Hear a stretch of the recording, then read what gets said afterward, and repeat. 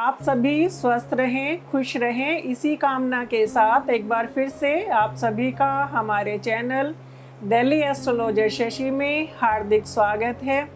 आज हम चर्चा करेंगे भूमि पुत्र मंगल, रक्त के कारक, छोटे बहन भाई के कारक, क्रोध के कारक, लड़ाई झगड़े के कारक, शौर्य के कारक, सेनापति मंगल 10 सितंबर से अपनी वक्र चाल में चलते हुए 4 अक्टूबर को बृहस्पति की मीन राशि में गोचर करेंगे, जहां पर 14 नवंबर तक वक्री रहेंगे तथा उसके बाद में मार्गी हो जाएंगे और 24 दिसंबर तक वहीं पर स्थित रहेंगे। उसके बाद में अपनी मेष राशि में गोचर करेंगे। आज हम चर्चा करेंगे वक्री मंगल का मेष राशि से लेकर के मीन राशि तक क्या प्रभाव रहेगा। जब भी वक्री ग्रह की बात की जाती है तो कहीं ना कहीं एक इसके साथ में मिथ जुड़ा हुआ है कि अशुभ ग्रह अपना शुभ परिणाम देना शुरू कर देते हैं और शुभ ग्रह अपना अशुभ परिणाम देना शुरू कर देते हैं, लेकिन ऐसा नहीं है, क्योंकि जिसके भी कारक हैं, मंगल ब्लड के कारक हैं, शौर्य के कारक हैं, तो वो अपना परिणाम वैसा ही देंगे। उल्टा जब भी वक्री होते हैं तो उनकी एनर्जी रिस्टोर हो जाती है, क्योंकि जब भी कोई भी ग्रह सूर्य से 5वीं, 6ठी, 7वीं, 8वीं राशि में स्थित होता है तो वो ग्रह तब वक्री होता है।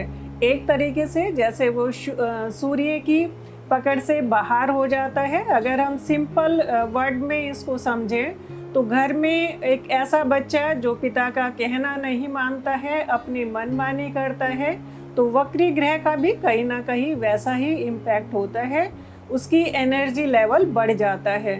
तो जब भी वक्र ग्रह का परिणाम देखें तो आप ये चीज़ दिमाग में रख करके चलिएगा कि यदि वो नैसर्गिक शुभ ग्रह है तो शुभ परिणाम देंगे, और यदि वह शुभ ग्रह नहीं है तो परिणाम भी फिर उसी तरीके से देते हैं। आइए अब चर्चा करते हैं तुला राशि वालों के लिए वक्री मंगल के क्या परिणाम रहेंगे। तुला राशि वालों का मंगल द्वितेश और सप्तमेश होकर के छठे भाव में स्थित हो जाएंगे।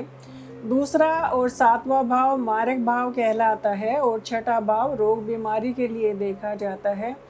वैसे तो छठे भाव में अशुभ ग्रह जब भी होते हैं तो रोग बीमारी से छुटकारा दिलाने वाला रहता है, लेकिन मार्केश होने के कारण इस समय पर आप अपने स्वास्थ्य का थोड़ा ध्यान रख करके चलिएगा, क्योंकि छठे भाव से मंगल 12वें भाव को भी देख रहे हैं और 12वां भाव हॉस्पिटल के लिए भी देखा जाता है। तो इस समय पर यदि आप अपने स्वास्थ्य का थोड़ा ध्यान रख करके चलेंगे तो वो आपके लिए अच्छा रहेगा।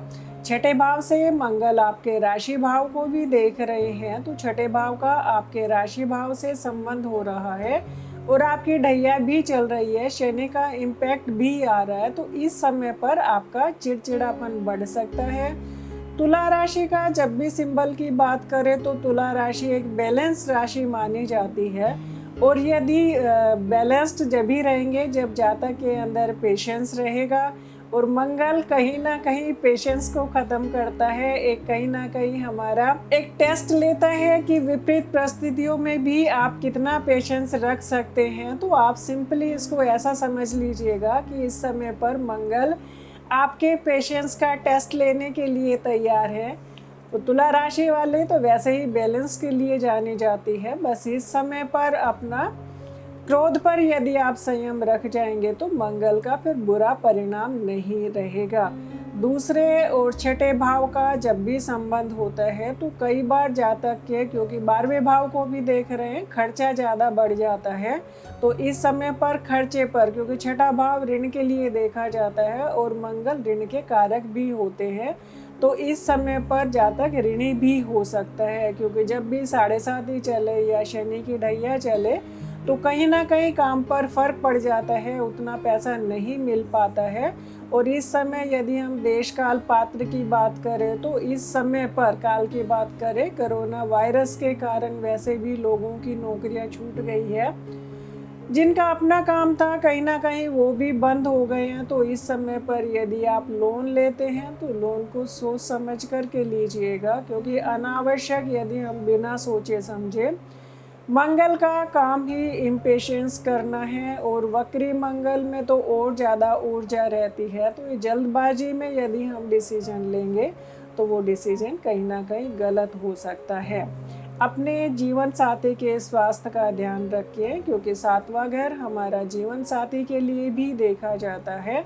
तो और छठे भाव से जब भी संबंध बनता है तो जीवन साथी के स्वास्थ्य संबंधी परेशानी देता है, कई बार उनसे लड़ाई झगड़े बढ़वा देता है, और लड़ाई झगड़े कई बार इतने बढ़ जाते हैं कि हम कोर्ट कचहरी की तरफ भाग लेते हैं। तो इस समय पर पेशेंस रखिएगा, छोटी छोटी चीज़ों पर इरिटेट नहीं हो, क्योंकि यदि जीवन साथी कि स्वास्थ्य संबंधी कोई भी परेशानी है तो उसका पेशेंसली यदि हम सुनते हैं और उसको समझते हैं तो वो समय निकल जाता है, क्योंकि समय तो चलायमान होता है। और गोचर की भी जब बात करें तो गोचर भी चलायमान है, वक्री है, इसलिए कहीं ना कहीं थोड़ी उग्रता ज़्यादा बढ़ सकती है। आपके जीवन साथी भी इम्पेशेंस रहे और यदि आप भी इम्पेशेंस होंगे तो फिर लड़ाई झगड़ा बढ़ जाता है, फिर हमारा 12वां घर अपना काम कर जाता है। 12वां घर यानी कि कोर्ट कचहरी। और यदि हम समझदारी से काम करें, क्योंकि आपकी ढैया चल रही है लेकिन शनि फिर भी आप अपनी ही राशि में स्थित है और आपकी राशि शनि की उच्च राशि है, तो इतना बुरा प्रभाव नहीं पड़ेगा। लेकिन मंगल और शुक्र मित्र नहीं है, तो कहीं ना कहीं मंगल क्रोध नहीं दिलाए, इस चीज़ का यदि आप ध्यान रखेंगे तो फिर ये आपके लिए अच्छा है। छठे घर से मंगल आपके नवम भाव को भी देख रहे हैं। नवम भाव पूजा पाठ के लिए भी देखा जाता है और पिता के लिए भी देखा जाता है। तो पिता या पिता तुल्य व्यक्ति का आप सम्मान करिएगा, उनके जितनी आप सेवा करेंगे तो मंगल का नेगेटिव प्रभाव आपको नहीं मिलेगा। जब भी हमारी शनि की 7.5 चले या शनि की महादशा चले, अंतर या प्रत्यंत्र चले या शनि की ढैया चले, और मंगल का भी यदि गोचर अच्छा नहीं हो या दशा अंतर प्रत्यंत्र अच्छा नहीं हो, तो सबसे सरल और अच्छा जो उपाय रहता है वो है हनुमान जी की आराधना करना, क्योंकि हनुमान जी तो पवन पुत्र है, बहुत जल्दी खुश भी हो जाते हैं और वो तो हर जन की कार्य सिद्धि करने के लिए तैयार बैठे हुए हैं। तो इस समय पर आप हनुमान जी की आराधना करिएगा। जितने आप हनुमान जी की आराधना करेंगे आप क्रोध से बच जाएंगे, शत्रुओं से बच जाएंगे, लड़ाई झगड़े से बच जाएंगे, बीमारी से बच जाएंगे। तो थोड़ी साधना करें, पेशेंस रखें, जीवन साथी का सम्मान करें, उनको समझें। और यदि आपका बिजनेस है और वो पार्टनरशिप में है तो इस समय पर आप अपने बिजनेस पार्टनर से लड़ाई झगड़े से बचें, क्योंकि दोनों तरफ ही पेशेंस नहीं है।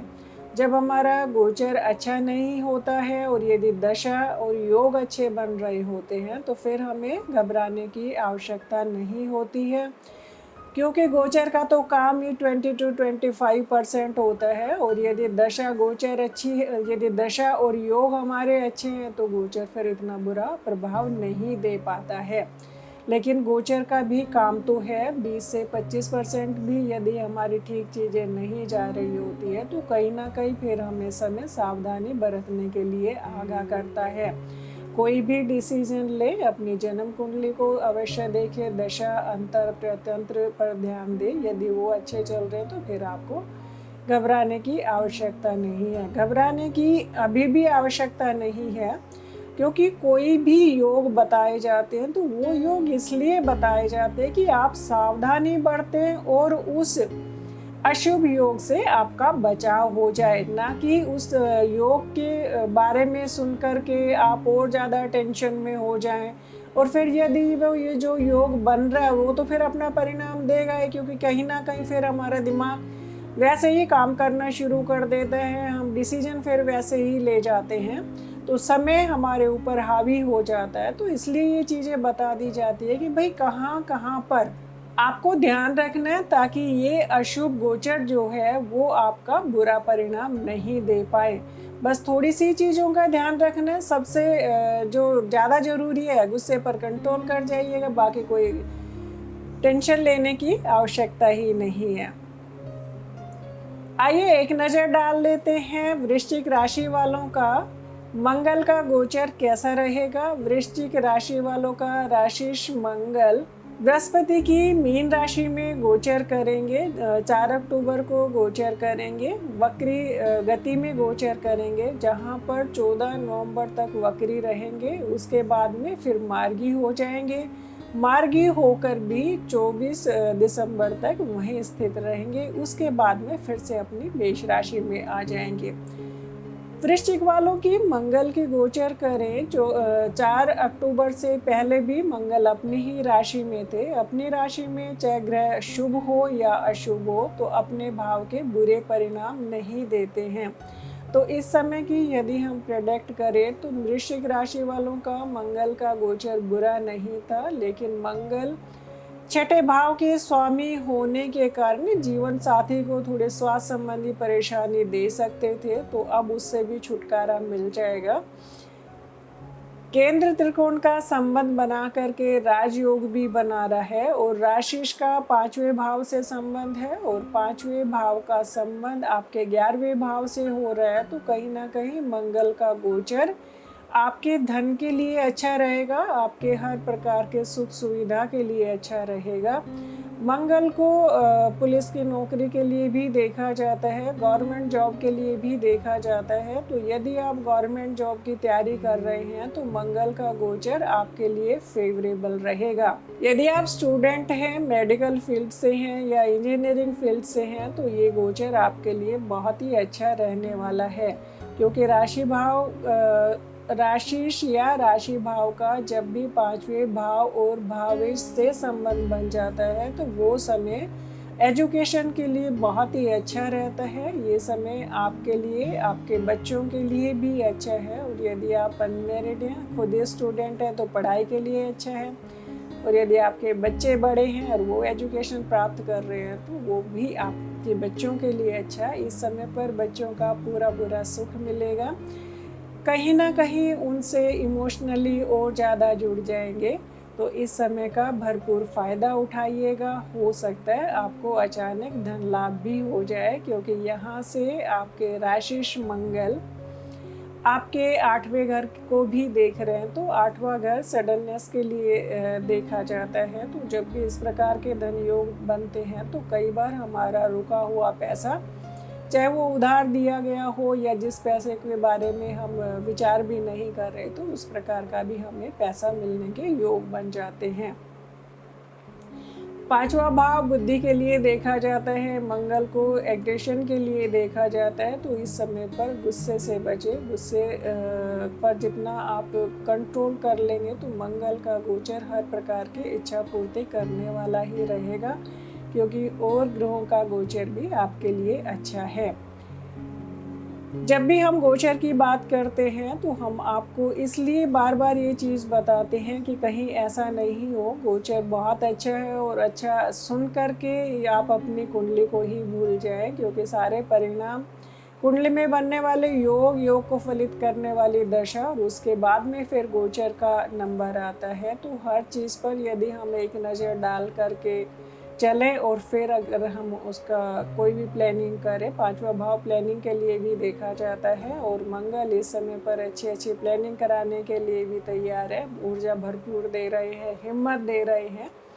तो अपनी कुंडली को मत भूलिएगा। कुंडली में अच्छे योग हैं और दशा अच्छी है, योग अच्छे हैं तो गोचर तो बहुत ही अच्छा है। यदि स्टूडेंट है तो पढ़ाई में मन लगाइएगा, क्योंकि जब भी 5वें और 8वें भाव का संबंध हो जाता है तो कई बार स्टूडेंट पढ़ाई से ज़्यादा फालतू के प्रेम संबंधों में पड़ जाते हैं और अपना समय व्यर्थ गवा देते हैं।